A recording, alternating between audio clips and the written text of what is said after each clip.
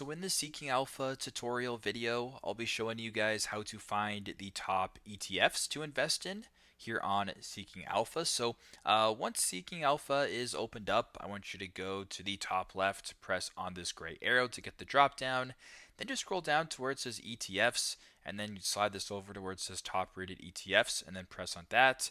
So once you're here, you can go down and actually view a different chart of a bunch of different dividend, or I guess top rated ETFs. So there's a bunch of different metrics here, a bunch of different rankings.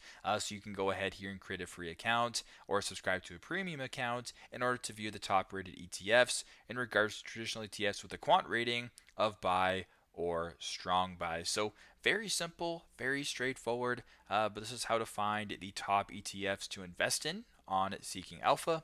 Thanks again for watching, and I hope this video helps.